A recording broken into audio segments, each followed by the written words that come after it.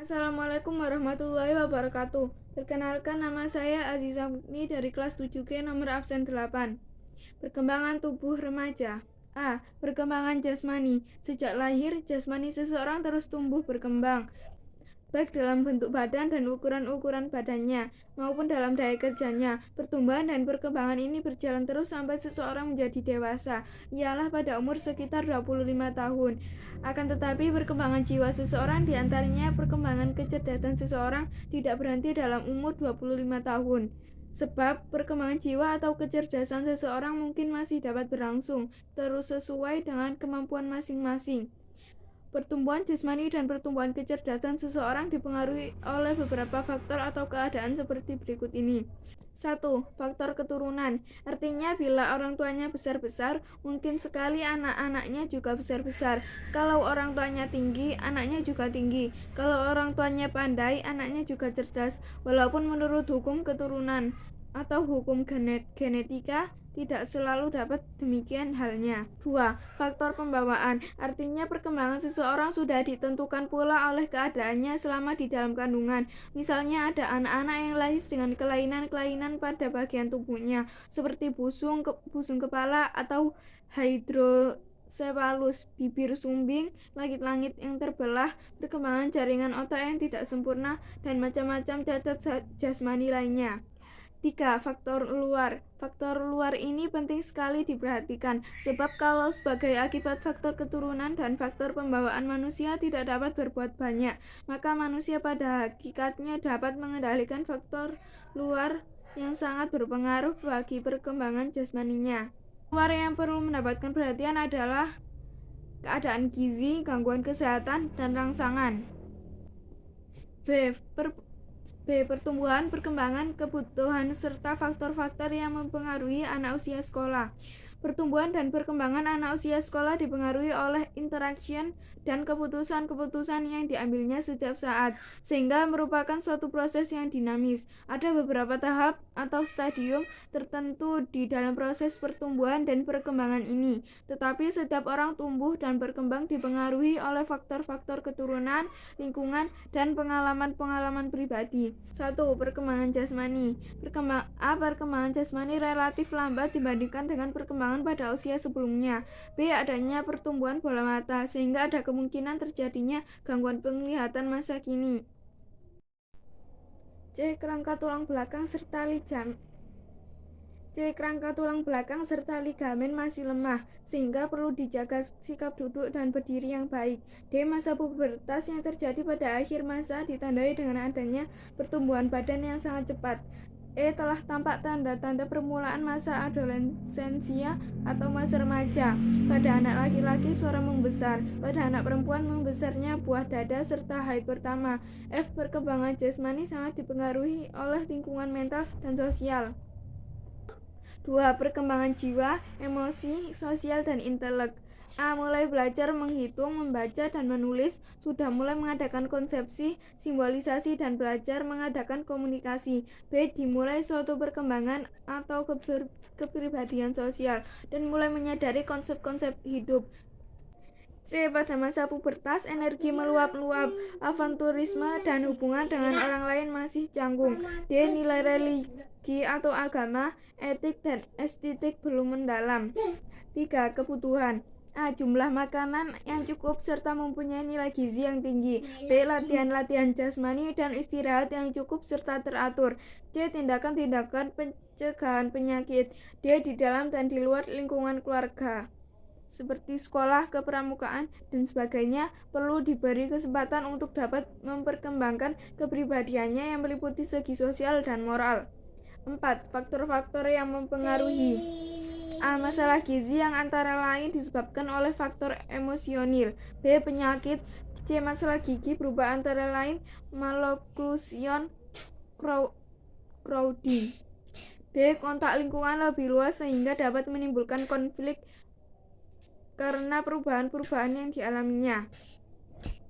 Masa remaja. 1. Perkembangan jasmani. A. Fungsi organ-organ endokrin telah mencapai kesempurnaan. B. Penambahan jaringan lemak di bawah kulit atau subkutan lebih banyak pada wanita daripada pada anak laki-laki. C. Jaringan otot-otot pada anak laki-laki lebih berkembang daripada jaringan otot pada anak perempuan. 2. Perkembangan jiwa, emosi, sosial, dan intelek. A. Faktor yang penting ialah perhatian terhadap seks yang mengaruhi hubungan dengan kawan dari jenis kelamin yang lain.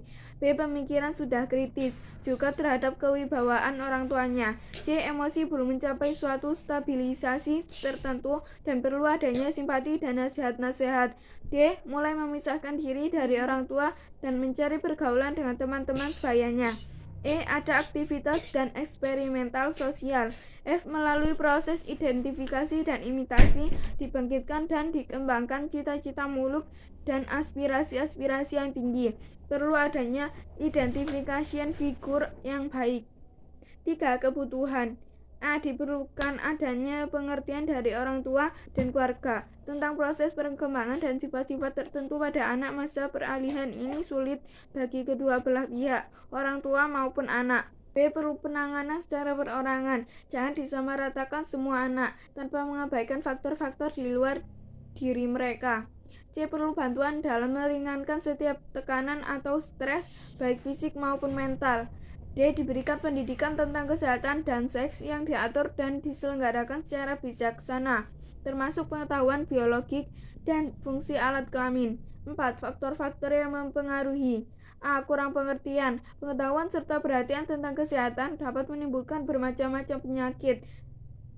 B. Adaptasi sosial yang tidak berhasil menimbulkan bermacam-macam tingkah laku dan perbuatan yang tidak baik. Konflik dan cara-cara kehidupan yang tidak harmonis dalam keluarga lambat laun dapat menimbulkan gangguan mental.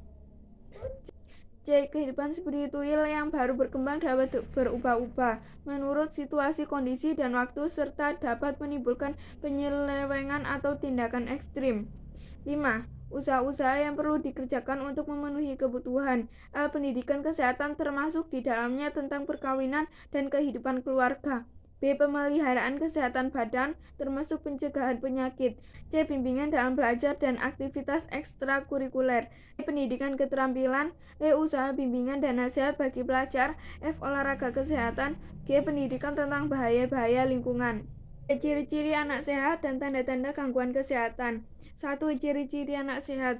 A. Tumbuh dengan baik dapat dilihat dari naiknya berat badan dan tinggi badan secara teratur dan proporsional.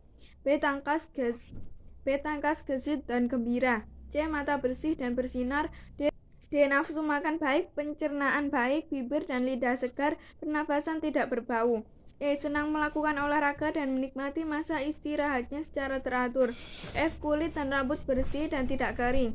G. Tidak mempunyai perasaan tertekan dan mudah menyesuaikan diri dengan orang lain dan lingkungannya. H. Perkembangan jasmani dan rohani sesuai dengan tingkatan umur dan kelamin. 2. Tanda-tanda gangguan kesehatan. A. Keadaan umum. 1. Kesan umum jelek. 2. Tanda-tanda gangguan kesehatan. A. Keadaan umum. Kesan umum jelek, sikap tubuh yang buruk, lekas lelah, sangat gemuk atau kurus, kurang bersemangat atau lekas lelah, kebiasaan makan yang kurang baik, kesulitan dalam membaca atau mendengar, tidak melakukan kebiasaan-kebiasaan sehat. B. Mata. Sering mengedipkan atau mengusap mata, mata berair, banyak kotoran, peradangan mata, mata juling, mata melihat terlalu dekat atau jauh. C. Telinga. Berdengung-dengung, peka atau pendengaran berkurang, berair atau nanah, sering merasakan sakit di telinga. D. Hidung dan mulut. Ingus, meleleh atau berdarah, sukar bernafas dari hidung, sering pilek, kerongkongan sakit, tonsil membesar, tidur dengan mulut terbuka. Tingkah laku, gelisah, gerakan-gerakan tak terkendali, sering bertengkar, tidak kooperatif, gangguan berbicara, bering ke kamar kecil.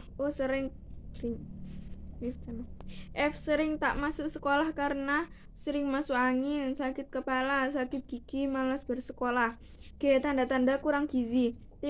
Timbangan berat badan terus menurun atau dalam jangka waktu tertentu tidak kunjung naik.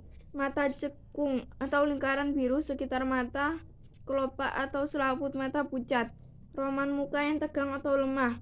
Otot lembek, lekas lelah, pucat. Sikap badan yang buruk. Pemarah, sikap masa bodoh atau apatis. Terima kasih. Wassalamualaikum warahmatullahi wabarakatuh.